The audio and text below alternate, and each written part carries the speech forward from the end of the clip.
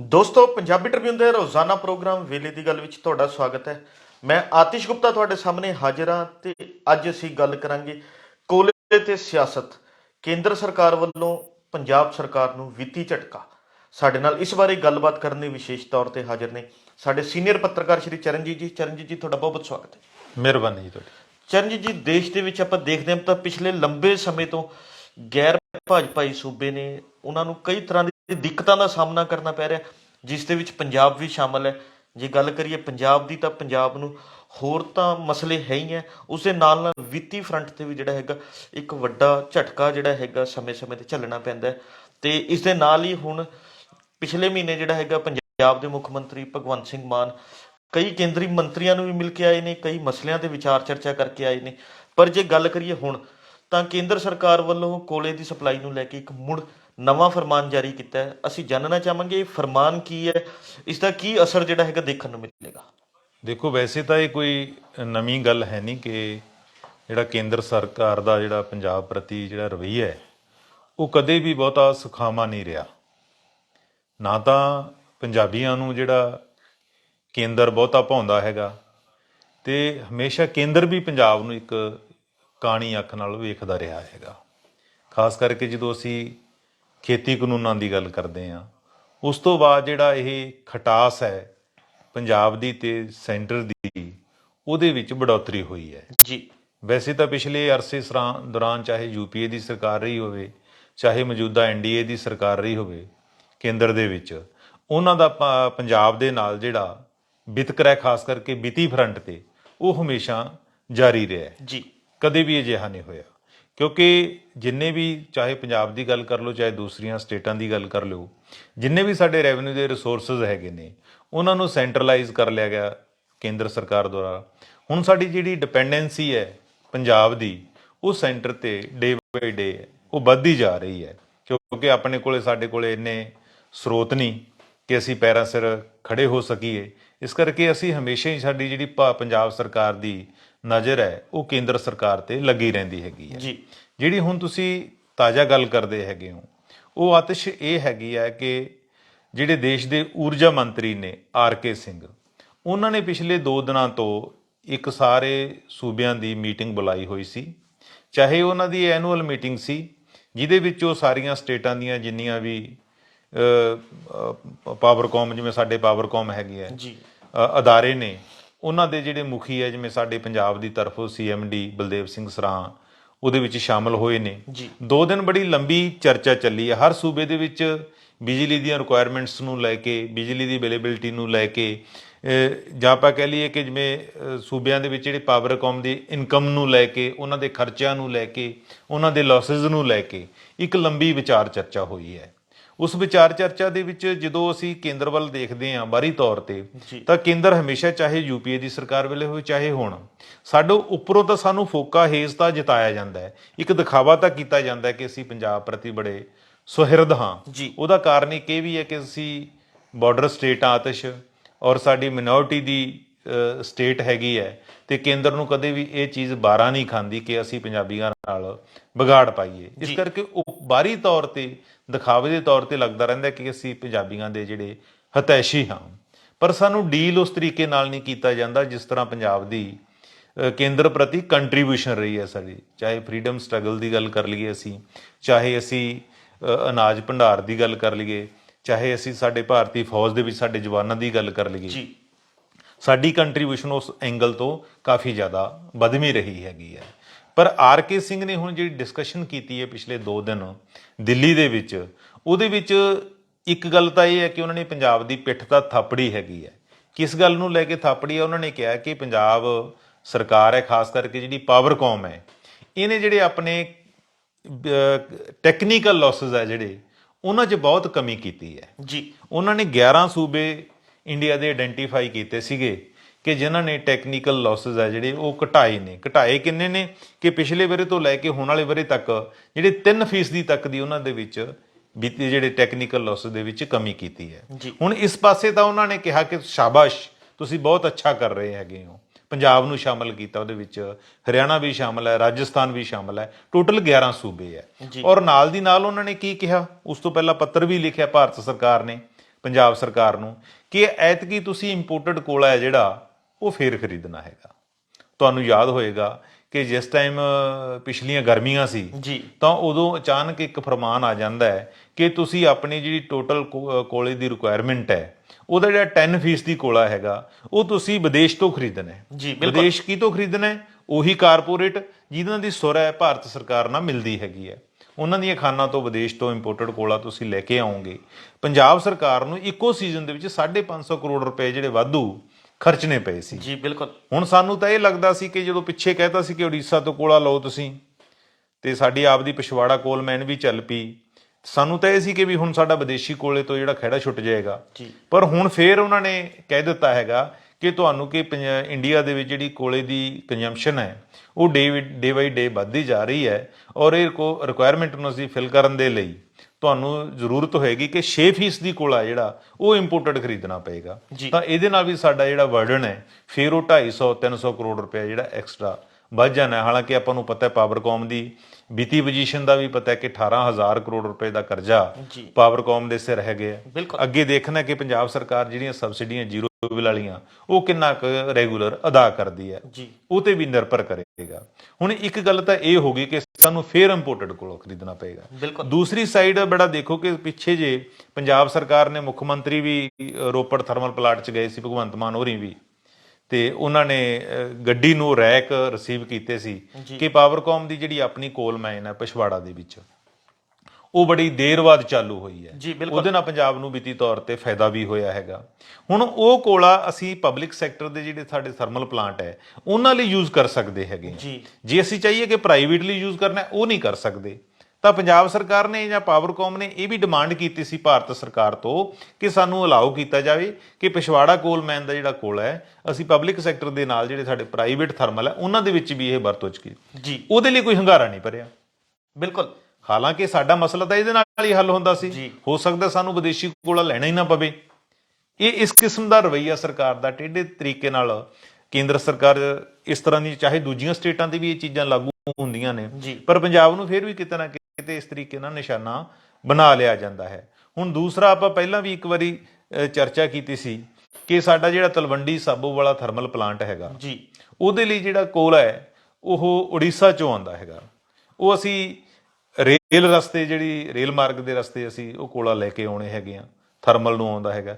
ਹੁਣ ਉਹਦੇ ਲਈ ਇਹ ਕਹਿ ਦਿੱਤਾ ਗਿਆ ਕਿ ਜੀ ਤੁਸੀਂ ਇਹ ਕੋਲਾ ਰੇਲ ਰਸਤੇ ਨਹੀਂ ਲੈ ਕੇ ਆਉਣਾ, ਪਹਿਲਾਂ ਇਹ ਕੋਲਾ ਮੁੰਦਰਾ ਪੋਰਟ ਤੇ ਜਾਏਗਾ ਉੜੀਸਾ ਤੋਂ, ਮੁੰਦਰਾ ਪੋਰਟ ਤੋਂ ਫਿਰ ਤੁਸੀਂ ਰੇਲ ਰਾਹੀਂ ਪੰਜਾਬ 'ਚ ਲੈ ਕੇ ਆਉਣਾ ਹੈਗਾ।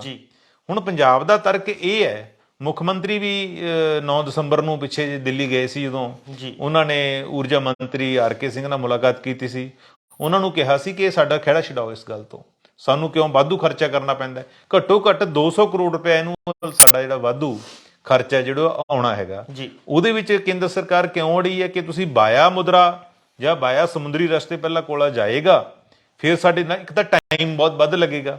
ਸਾਡੇ 4-5 ਦਿਨਾਂ 'ਚ ਕੋਲਾ ਆ ਜਾਂਦਾ ਉੜੀਸਾ ਤੋਂ, ਉਧਰ ਟਾਈਮ ਵੀ ਲੱਗੇਗਾ, ਪਹਿਲਾਂ ਲੋਡਿੰਗ ਹੋਏਗੀ, ਫਿਰ ਅਨਲੋਡਿੰਗ ਹੋਏਗੀ, ਫਿਰ ਲੋਡਿੰਗ ਹੋਏਗੀ, ਫਿਰ ਅਨਲੋਡਿੰਗ ਹੋਏਗੀ। ਠੀਕ ਹੈ, ਤੇ ਫਾਈਨੈਂਸ਼ੀਅਲੀ ਵੀ ਸਾਨੂੰ ਖਰਚਾ ਜਿਹੜਾ ਉਹ ਵੱਧ ਪਏਗਾ। ਉਹਦੇ ਲਈ ਮੁੱਖ ਮੰਤਰੀ ਨੇ ਵੀ ਬੇਨਤੀ ਕੀਤੀ ਸੀ, ਉਹਦੇ ਲਈ ਕੋਈ ਹੰਗਾਰਾ ਨਹੀਂ ਭਰਿਆ ਅਜੇ ਤੱਕ। ਉਹ ਵੀ ਕਹਿਤਾ ਕਿ ਜਨਵਰੀ ਤੋਂ ਸ਼ੁਰੂ ਕਰਨਾ ਸੀ ਕਿ ਤੁਸੀਂ ਜਿੰਨਾ ਕੋਲਾ ਲੈਂਦੇ ਹੋ ਤਲਵੰਡੀ ਸਾਬੋ ਥਰਮਲ ਪਲਾਂਟ ਲਈ, ਉਹਦਾ 15 ਤੋਂ 20% ਤਕਰੀਬਨ 13 ਲੱਖ MT ਬਣ ਜਾਂਦਾ ਹੈਗਾ ਕਿ ਤੁਸੀਂ ਬਾਇਆ ਸਮੁੰਦਰੀ ਰਸਤੇ ਲੈ ਕੇ ਆਓ। ਸੋ ਇਸ ਕਿਸਮ ਦੀਆਂ ਇਹ ਤਾਂ ਇਕੱਲੀ ਪਾਵਰ ਦੇ ਫਰੰਟ ਤੇ ਆਪਾਂ ਗੱਲ ਕਰ ਰਹੇ ਹਾਂ। ਹੁਣ ਸਾਡਾ RDF ਹੈ ਪਿੱਛੇ 2800 ਕਰੋੜ ਰੁਪਇਆ, ਉਹ ਅਜੇ ਤੱਕ ਨਹੀਂ ਸਾਨੂੰ ਦਿੱਤਾ। ਕਹਿਣ ਤੋਂ ਭਾਵ ਇਹ ਹੈ ਕਿ ਫਾਈਨੈਂਸ਼ੀਅਲੀ ਪੰਜਾਬ ਦੀ ਕੇਂਦਰ ਸਰਕਾਰ ਵੱਲੋਂ ਕਿਸੇ ਕਿਸਮ ਦੀ ਕੋਈ ਵਿੱਤੀ ਮਦਦ ਹੈ ਜਿਹੜੀ ਨਹੀਂ ਕੀਤੀ ਜਾ ਰਹੀ। ਇਹੀ ਵਜ੍ਹਾ ਕਿ ਪੰਜਾਬ ਦੇ ਨੂੰ ਹਰ ਵਾਰ ਹੈ ਜਿਹੜਾ ਨਵਾਂ ਕਰਜ਼ਾ ਚੁੱਕਣਾ ਪੈ ਰਿਹਾ।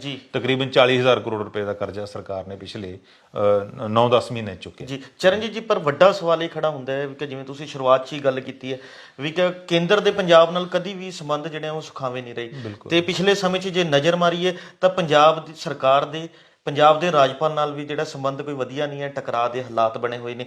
ਤੇ ਅੱਜ ਆਮ ਆਦਮੀ ਪਾਰਟੀ ਦੇ ਸੁਪਰੀਮੋ ਅਰਵਿੰਦ ਕੇਜਰੀਵਾਲ ਵੱਲੋਂ ਪੰਜਾਬ ਤੇ ਰਾਜਪਾਲ ਤੇ ਹਮਲਾ ਬੋਲਿਆ ਗਿਆ। ਫਿਰ ਇਸ ਹਮਲੇ ਨੂੰ ਕਿਵੇਂ ਦੇਖੋਗੇ?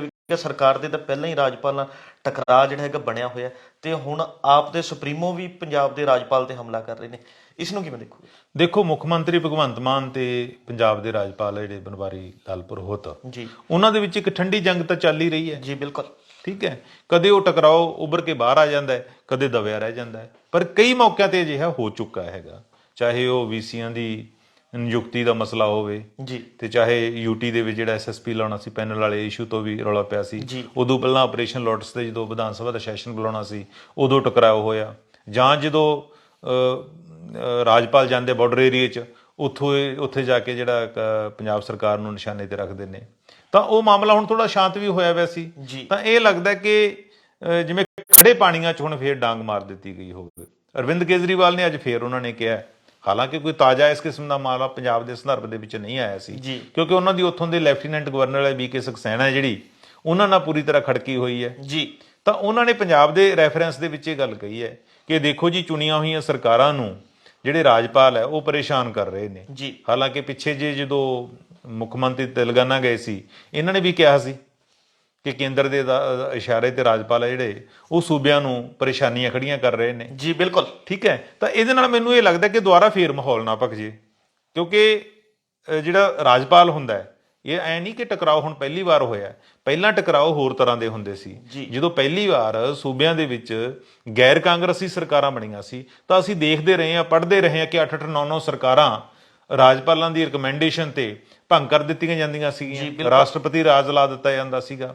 ਉਦੋਂ ਐਕਸਟ੍ਰੀਮ ਸਟੈਪ ਹੈ ਜਿਹੜੇ ਚੁੱਕੇ ਜਾਂਦੇ ਸੀਗੇ, ਪਰ ਹੁਣ ਉਸ ਕਿਸਮ ਦਾ ਚਾਹੇ ਨਹੀਂ ਹੈਗਾ, ਪਰ ਫਿਰ ਵੀ ਚਾਹੀਦਾ ਤਾਂ ਇਹ, ਹਾਲਾਂਕਿ ਇਹ ਕਿਹਾ ਜਾਂਦਾ ਕਿ ਰਾਜਪਾਲ ਹੈ ਜਿਹੜਾ ਉਹ ਕੇਂਦਰ ਦਾ ਸਟੇਟ ਦੇ ਵਿੱਚ ਇੱਕ ਦੂਤ ਹੁੰਦਾ ਹੈ, ਜਿਹਨੇ ਇੱਕ ਸਟੇਟ ਔਰ ਸੈਂਟਰ ਦੇ ਵਿਚਕਾਰ ਇੱਕ ਕੜੀ ਦਾ ਕੰਮ ਕਰਨਾ ਹੁੰਦਾ ਹੈ। ਪਰ ਹੋਲਟ ਰਿਹਾ ਹੈਗਾ ਕਿ ਸੈਂਟਰ ਵੀ ਮੌਕਾ ਤਾਕ 'ਚ ਰਹਿੰਦਾ ਕਿ ਕਿਵੇਂ ਨਾ ਕਿਵੇਂ ਗਵਰਨਰ ਦੇ ਜ਼ਰੀਏ ਅਸੀਂ ਆਪਣੀ ਪੋਲੀਟਿਕਸ ਕਰਦੇ ਰਹੀਏ। ਸੋ ਇਹੀ ਹੁਣ ਹੋਇਆ ਹੈਗਾ। ਆਪਣਾ ਪੰਜਾਬ ਤਾਂ ਤੁਸੀਂ ਛੱਡ ਦਿਓ ਆਤਿਸ਼, ਆ ਪਿੱਛੇ ਦੇਖਿਆ ਤੁਸੀਂ ਤਾਮਿਲਨਾਡੂ ਦੇ ਵਿੱਚ ਕੀ ਹੋਇਆ। ਜੀ ਬਿਲਕੁਲ, ਉੱਥੇ ਗਵਰਨਰ ਨੇ ਜਿਹੜਾ ਲਿਖਿਆ ਹੋਇਆ ਭਾਸ਼ਣ ਸੀ, ਕੈਬਨਿਟ ਦਾ ਪਾਸ ਭਾਸ਼ਣ ਸੀਗਾ ਵਿਧਾਨ ਸਭਾ ਦੇ ਵਿੱਚ, ਗਵਰਨਰ ਐਡਰੈਸ ਦੇ ਵਿੱਚ, ਉਹਦੇ ਵਿੱਚ ਆਪਣੇ ਤਰੀਕੇ ਨਾਲ ਹੀ ਕੁਝ ਲਫ਼ਜ਼ ਛੱਡਤੇ, ਕੁਝ ਬੋਲਤੇ, ਮੁੜ ਕੇ ਫਿਰ ਬਾਕ ਆਊਟ ਕਰ ਗਏ ਜਦੋਂ ਵਿਧਾਨ ਸਭਾ ਦੇ ਵਿੱਚ ਮਤਾ ਉਹਨਾਂ ਨੇ ਲਿਆਂਦਾ।